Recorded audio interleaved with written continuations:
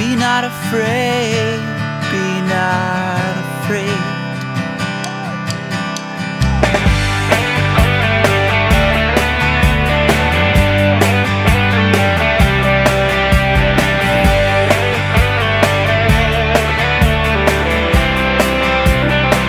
All right, hey everyone, welcome back to another episode of the Arizona Adaptive Water Sports Podcast. I'm your host, Ryan Paul Johnson.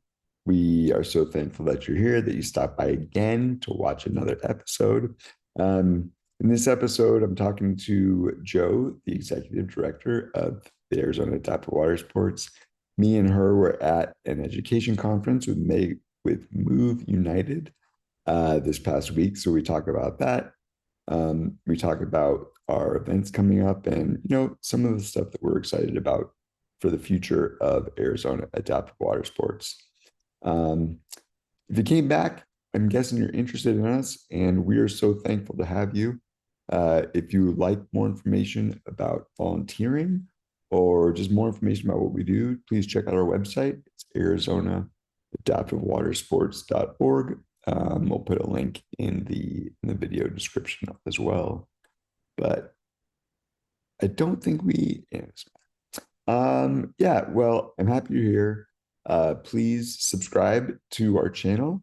Ring the bell so you get notified, and enjoy this conversation with me and Jo Crawford. Thanks for coming back. Hey, good morning, Jo. How are you doing today? Ryan, I'm doing fabulous for Saturday morning. I really am. Thank you so much for I guess I'm the one who's getting up. I got up to do this. I sleep so late. So I'm happy that I made it. I need just a reason to get up in the morning. So you were my reason to get up today. I'll take it. Honored to be that reason too, by the way. Yeah. So this is exciting. Jo and I were at the Move United Education Conference this week. It was held here in Phoenix, Arizona. So thankfully, I didn't have to travel very far. Jo didn't. Jo had to travel some, but we were there with over 300 people who are doing awesome and incredible things in adaptive sports and adaptive recreation all across the country. And yeah, it was like everyone that I met and talked to was doing something really cool and really awesome. And it was incredibly inspiring to be around, I don't know, like 300 of us. So, right. Yeah.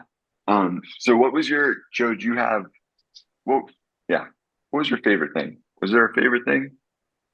You know what? I have to tell you, Ryan, being at a conference that you're just around like-minded organizations that are just trying to do good in this world, right? So everybody pulls in the driveway, trying to figure out how to make grant writing better, trying to figure out, the board, the nonprofit side, and programming, and, all these types of things, because when you run a nonprofit, there are so many moving parts.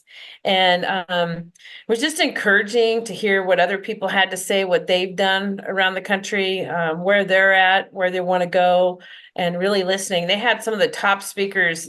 I've been to conferences, my whole career. But this group that came out of South Carolina, they were just amazing with coaching on the nonprofit side and lots of educational tools for all of us if we want to dive into that area. So that part was encouraging. And then meeting the faces of people from Move United who I've talked to via phone or email for years. So getting to see those guys was really, really awesome. And to meet the people who run these programs that we've been watching through the internet and social media, and being like, oh, you're so-and-so with Challenge Alaska. I love your program. So that was just, Minnesota, Montana. It was just really great. It was awesome. Yeah. No, it was very, it was really cool. I met a group from Cleveland, and it was like a gal and her friends, and they run like an adaptive recreation program, like through the Cleveland Parks and Rec. And it was just like an amazingly, like just the heart and the passion, to come and go and do that, like go after it. but then she was like, "Oh my gosh, like Arizona is awesome. Like you guys, like I've been watching all the awesome stuff that Arizona is doing, and where I heard that from many people. Like, oh, it's inspiring the programs that Arizona is running and like what they're doing. And I heard from because like there's so many adaptive ski like snow ski programs, but then they also have a water sports component to it in the summer. They run one or two events. But I felt like all of them need resources and stuff. So that was one thing. Yeah, I feel like we could possibly do, or it was a seed planted in my head, was like just a resource guide for where to get equipment for adaptive skiing and stuff. Because there were so many people who were like, "Oh, I run a ski program. Where can I buy another ski?" Or where do you get your buckets from? Or how did there was like everyone needed information about gear and equipment, and it's such an interesting thought that there's all of us and we're all kind of trying to figure it out on our own almost, so then you meet these people who have like everyone's built their own registration platform, we've all built the same systems, and they're all kind of okay. Like there's a few people who are like, man, we've got it dialed in 100%. But for the most part, you better get their email and phone number so we can find out what they're doing. Because that would be a blessing for us, I'll tell you that. And then the other thing was like just the understanding that money is like I think that was everyone's problem, basically. Everyone just needs more money. That's like the answer to all of the problems. It seemed like, oh, we want a better registration system. It's like, but we want it for free. Like, well, you can't do that. So it's like the people who had the best ones are like, oh, it's very expensive. But having a disability, like being this guy, I've realized that just being disabled is very expensive. Right. Like if you're gonna have like a decent quality of life with a disability, you just have to pay a lot more for everything, because you got to pay to be closer to stuff, and your equipment costs more, and so that's like the accessible seating costs more, like because you're everything. So and kind of keeping that cost, because the other thing is you don't want to free is not always such a good thing either, right? The whole point is that that you have the resources to spend something, right? Yeah. So if it has value, you spend money on it. You don't get t-shirts at half price because golly, it just didn't work out. But when it comes to recreation, it has to be that it has a value to you. It has a value to your family, and you're going to save up to do these types of things, and Right. On our end, we don't charge what the full cost is, of course, because I think we'd all be sticker shocked, Yeah. But kind of finding that happy medium, because, with our program, as you are very well aware, and a lot of programs that are trying to do this, you're not only meeting with the adapted athlete, but you want the family to go out there and have fun. And that's all inclusive, right? That's the whole part of, building your foundation, is your family. So those types of things are really important. So I think, whether you're trying to get one athlete, to go skydiving, or another one, to climb Mount Kilimanjaro, or a family to go, kayaking and tubing together, whatever it is. I mean, I think it's all like-minded to enjoy this amazing life we've been given, instead of, well, I can't do this. Well, maybe you can't afford it, but also reach out to the organization and say, well, I can't afford the whole part. I can afford some of it, and then I can volunteer for the rest of it. So, the blessing that we see is when athletes say, I'm so glad I got to volunteer for you guys today for the other part of my registration fee, because now I feel like I'm part of what you guys do. And I know how it runs on the other side of the table, and then they're a part of that team now too. Yeah. Well, I think that's so added a bunch of thoughts. So the cost, that's one thing, like when we put on a full day out there at the lake, with all the boats and the personal watercrafts and, kayak, the whole kit and caboodle, we're over $35,000, right? To Wow. put that on, like all the rental boats, the whole thing. Yeah, and that's like So 7 activities. You know what I mean? So, yeah, in most places that I know of, I don't know most family members that go out and do, I don't know any family members that go out and do 7 activities in one day like we do. So it is really Disneyland on the water, so to speak. You hit yeah. this one and this one and this one and with your family, you know what I mean? And that's got a cost to it for sure. Yeah. Mhm. So that's just like, and then our cost, I think what we're asking is like, I spent this last winter going snow skiing. I skied at 5 different mountains. So I experienced like, oh, what are the costs of all these places? So it's like a full day to snow ski, which is 2.5 hours in the morning, 2.5 hours in the afternoon, is between $180 and $250, depending on the program. And so that's for 5 hours of stuff. For one person. Yeah, just for me, Right. and that handles the equipment and stuff, but that's just the cost of that. But what I found out talking to all these snow ski programs is they all offer, like, if the people can't afford it, they don't want money to be the thing that keeps them back. So they offer scholarships and they'll let people come and do it. But then people don't show up.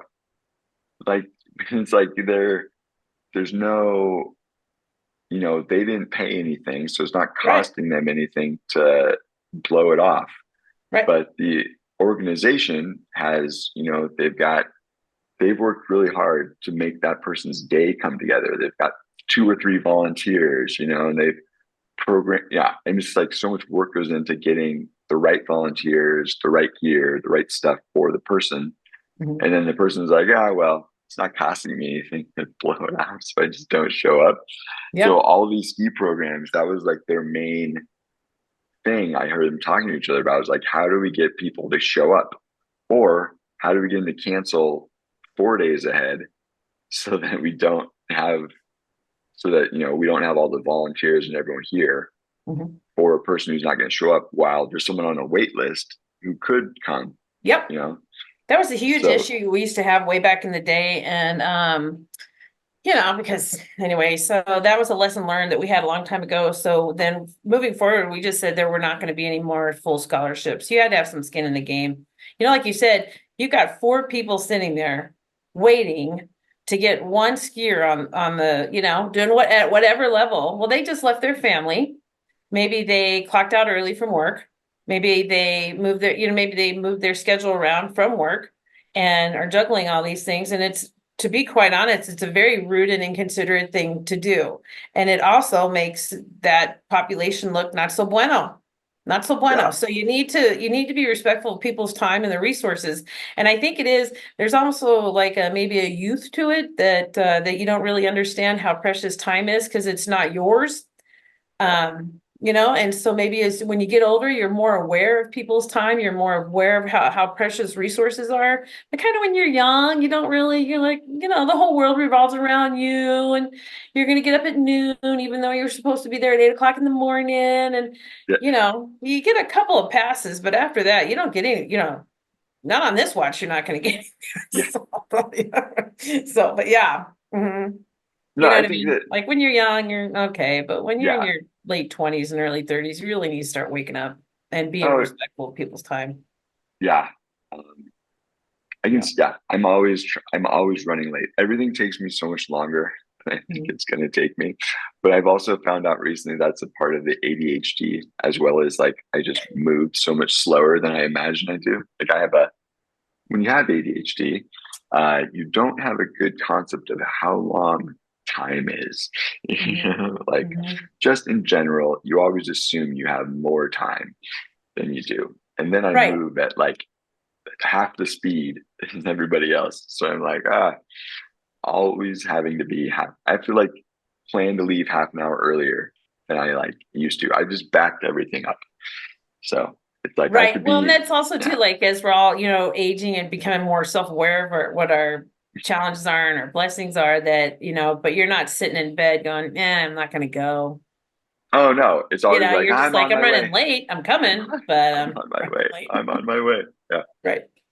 Yeah. Yeah. But I think so I got really like kind of fired up about the fundraising pieces and parts of it too. And then because that was the one thing or like an initiative I'm working on is enabling our athletes and participants to be able to fundraise to come to the event. So they call it like, hey, I can't afford it.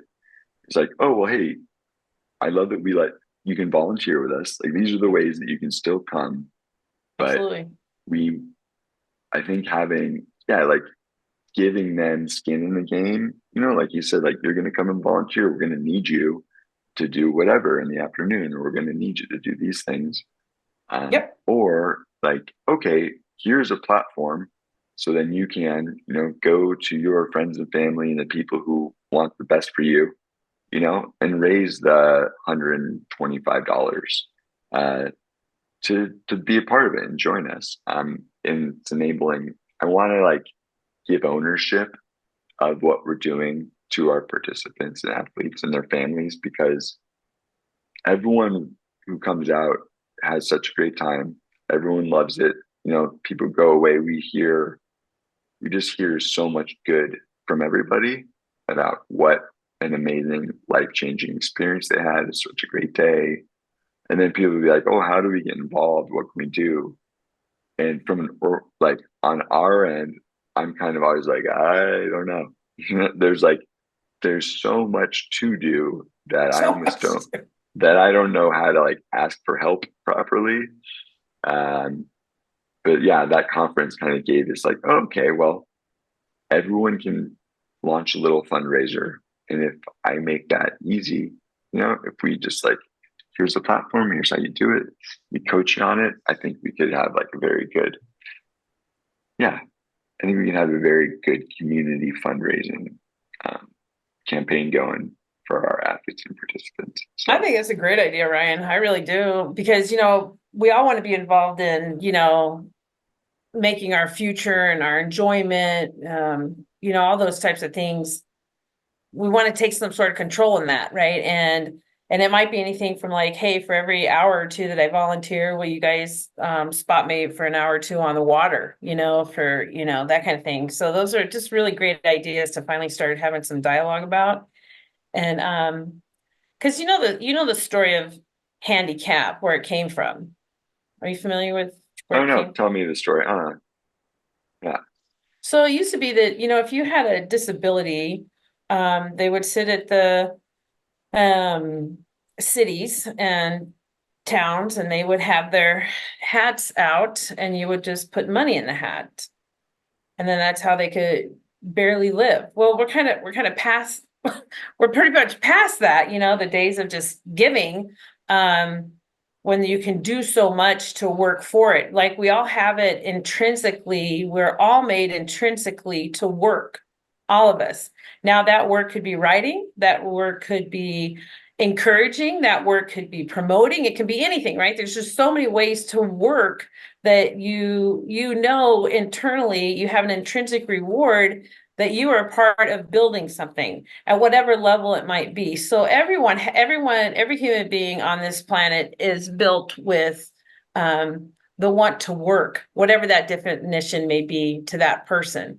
So it's not always, driving a boat or a forklift operator or something like that. It could be at any part, like I said, promoting. So getting away from that type of thought process that, free because I can. Well, you can, and this is how you're going to do it. So we have systems in place now, where back then maybe they didn't have systems in place, or it was a different culture then. But hallelujah that we're in a whole new culture that people can do so many things electronically to help out, or Yeah. whatever they've been blessed with from a gift standpoint. Yeah. And that is handicap. So that the cap Very is in the hand. negative word, negative, all of it, you know what I mean? Yeah. Yeah. Yeah. I'm sorry, what'd you say? Oh, so the cap is in their hand. Yeah. Yeah. So that's it. The hand. Handicap. Yeah. Always got my hand out, handicap, Yeah. hand out, and that's not a way to treat people, Oh, yeah. Interesting. Yeah. That's I hand out. All of that comes from, yeah, I'm coming to my hat in my hand. Yep. Yeah. I need, yeah. Yeah. But yeah, I'm really excited. I got to talk to Joe Stone, who is an adaptive athlete. He started some really awesome mountain biking initiatives. And he was the keynote speaker. And I was like, hey, man, I want to get into keynote speaking. What should I Yeah. do? How should I do it? And he was like, you know what I did? He's like, I just went everywhere in Colorado where I could talk for free. I wanted to be better at speaking. And so I just took every opportunity everywhere I could go. Anyone who said yes, he's like, I want to go and I give my little talk, and it was practice for me, but then I got to tell the story of our organization. And he's like, I never did any marketing, but every one of those talks would either get me someone who's interested in getting involved, or they would then refer me. They would say oh, hey, what you said was awesome. My friend Joe, he needs to hear this at his company. So then he would tell him. And so he was saying how he's like over the course of a year with barely any advertising or marketing, I had grown myself into this really well-known speaker in the community. And, we had also really helped to launch and get our program off the ground. I was like, oh my gosh, man, Joe, thank you. That makes perfect sense. I was so excited. I was like, yay, I know what I'm supposed to do. So it was cool. I was like, yeah, it was great. But yeah, and I started working on, connecting with, what I really want to do is connect with more churches, and just get in there and tell our story. So if you're out there and you're listening and you go to church and you think that, you would be a good fit, I would love to come and tell you about what we do, talk to you about courage and confidence, yeah, it's just, yeah, I'm excited. I don't know. I feel like I need a Move United education conference every 3 months. So No, me too. just get around that group. No, I was just gonna say, I think, people hearing especially your story too, and what you've done from a business standpoint is, that's just the bomb diggity. Cause so many people, like you said, don't know where to start, or what if they did want to start a business, and, just hearing what you have to say about those growths and opportunities that you've had along the way, and, challenges, and, it's just good stuff. It's really good stuff for all of us. No, I'm excited. So I was trying to remember the name of that group that we met. Remember those, that dynamic duo of ladies that came? I want to say maybe it was North Carolina. Something for Good was the name of their business. Anyway, I'll look it up. But those guys were, wow, they know their stuff. Yeah. I mean, there isn't everyone there. Yeah, had a very, I don't know. It was really cool. So we got coming up, Joe, we've got Lake Havasu coming up. It's right around the corner. That's our next event. It's May 3rd and 4th. We're going to be in Lake Havasu.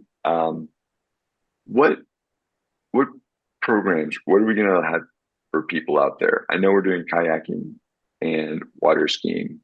Are we going to have wakeboarding, wake surfing as We're well? going to have some wakeboarding and wake surfing on Saturday, and then tubing. Tubing is the big one.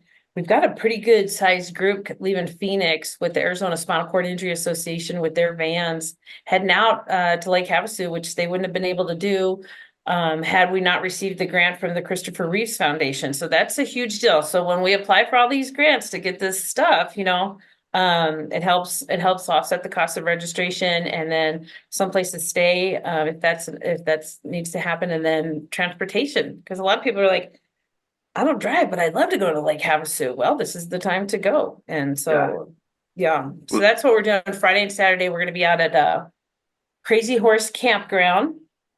Then we also have our own little private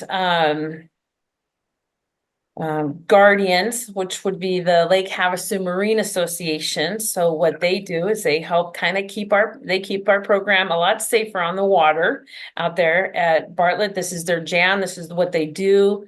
They love it. They're great at what they do, and they allow us, because they're so great at what they do, they allow us to do what we do. And so that just adds a whole nother level of safety on the water. So we're very thankful for that. Yeah, last year they created like almost like a lake within a lake for us. Yeah. And then Yeah. we get to launch right off the beach, which if you're a boat lake person, you know that that's a no wake zone. So normally when you're coming off you got to be really slow most of the time until you get out there a little ways. But that's like what I love is they let us launch right off the beach. So we're throwing wake everywhere you shouldn't be throwing wakes. But they're there keeping us safe, and then also telling people to pound sand if they don't like it, Yes. We're here. Well, the good news this year is anybody who's staying out there is going to know that we're coming. So it came with all emails. If you registered camp there, you know that the program will be there for 2 days. And it's really only 2 days out of 365 that we take off in the no wake zone. And we also only do it for a small portion. Not every single athlete will take off in the no wake zone. But for some of those guys that we need to do it, then I'm really thankful. Also, a big shout out to the Sheriff's Department. I know that they get calls, who are these people taking off in the no wake zone. And, as much as they all communicate, and to be honest with you, Lake Havasu communicates like no other town I have ever worked with. They all communicate so well. That Go Lake Havasu hub with Jackie Letterman, all those guys, the Sheriff's Department, the Coast Guard, everybody knows we're coming. There are like 22 agencies that know about us pulling in the driveway. And Ryan, this email, hey, this needs to get handled, this needs to get handled, and everybody's on it and everybody knows it. It's very refreshing when you pull into a town that is that well organized, that is that, dialed in. And I would say that would be nice next year is to have the hospitals. We've reached out a couple of times, several times actually, to the hospitals out in that area, just to let them know if they could somehow promote the program that we're coming, not necessarily financial support, but if they could help with the newsletters and that kind of thing. And I appreciate you, Ryan, reaching out with the newspaper there in town, letting them know we're coming, and they're doing ads there. We're only there for 2 days on the western side of the state. So if you know of anybody that would like to try water skiing, this is their time to do it. We're going to be there Friday and Saturday. Again, Crazy Horse at Lake Havasu. And we're excited to be there. We're launched. We're ready to go. We got our volunteers are here. The adaptive equipment's pulling in the driveway. So don't be like, well, next year. Don't ever say next year. I think COVID kind of taught everybody that. Don't ever do that. Just go and check it out. Even if you're like, I don't want to do it, but I'd like to learn a little more about it. Then get out there. Yeah. Be there. Hang out with us on the water. We'd love to see you. Yeah, please do. I mean, I hate that I waited, It's like I put it off and put it off. So don't put it off. Come out, do it, Yep. Just be there. But I'm excited. I've been, there's a few guys. Well, there's a mentor out there. I met him at Barrows. He's one of my mentees. So he has spinal cord injury, and I've been talking to him, for past few years, and so he's going to come. I'm excited about that. Cool. He told me he would. Yeah, so I'll follow up with him again. But he's like, yeah, this is my jam. And then there's another dude out there who he is big into water sports, and I'm excited to meet and talk with him as well. Anthony Chavez. He's I think I'm just like, there's some really cool people out there that do water sports, but on their own, but they have disabilities, and I think that those people would be fun to talk about, Yeah. I know, like what you talked about. What would it take to have a more regular presence in Lake Havasu?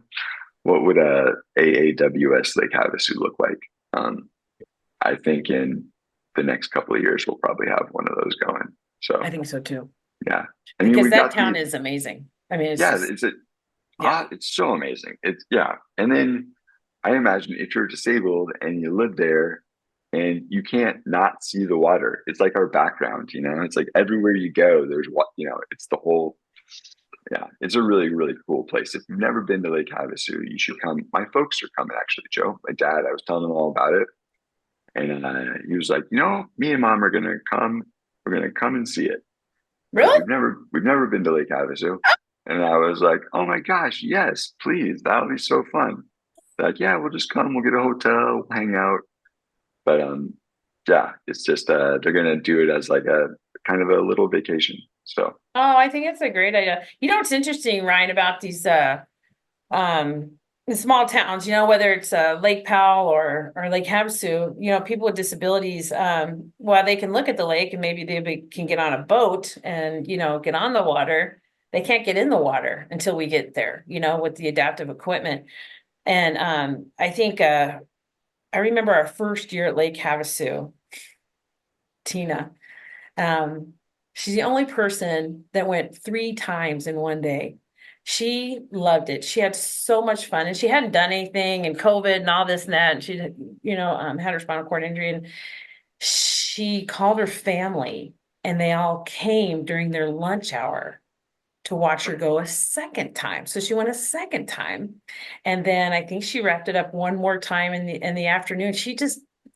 She wasn't done playing. She finally had a chance to play, and she wasn't done playing. And now kayaking is her jam. She loves the kayaking. So, that's just what we do. Break barriers, right, Ryan? We break barriers and refresh souls. That's what we do. we do. Oh man, I love that. Yeah.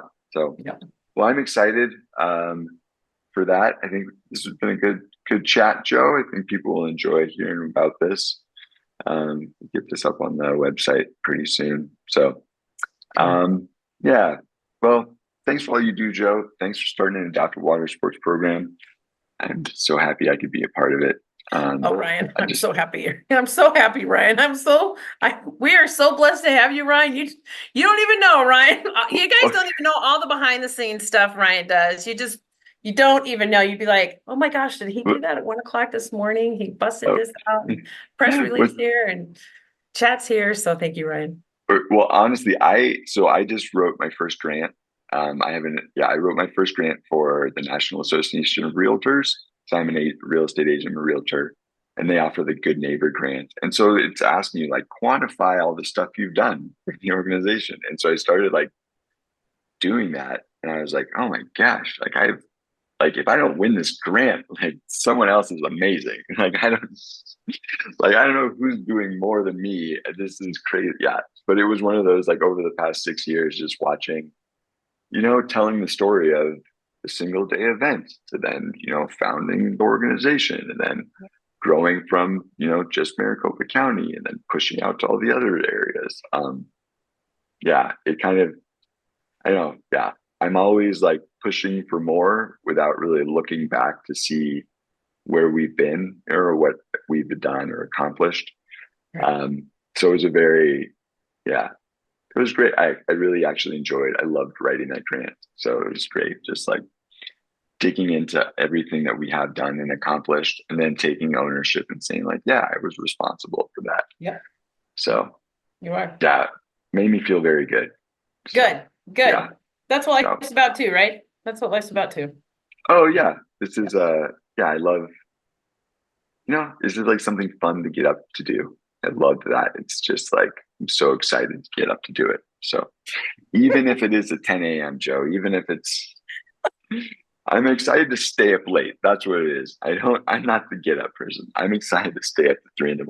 working on this project. You're going to be the one that oversees the fields at night while somebody else gets up first thing in the morning. You're like, I did the night watch. You guys do the day watch. Yeah. I am, man. I get so much work done between midnight and 3 a.m. It's like, that is my, I'm in the zone right then. So I don't know what it is. I feel like it's like, oh no, the day's almost over. Better get some work done. So, all right, cool, Joe. Well, I will, I'll see you soon. We'll be out there at Lake Havasu next weekend. And we hope if you're watching, if you're there, we hope to see you too. So yeah, we do. Yeah. Hey, thank you, Ryan. Have a blessed day. Yeah. Thanks, Joe. You too. I'll talk to you later. Bye-bye. Right. Bye-bye. Be not afraid, for love is near, and perfect love drives out all fear. Be not afraid, be not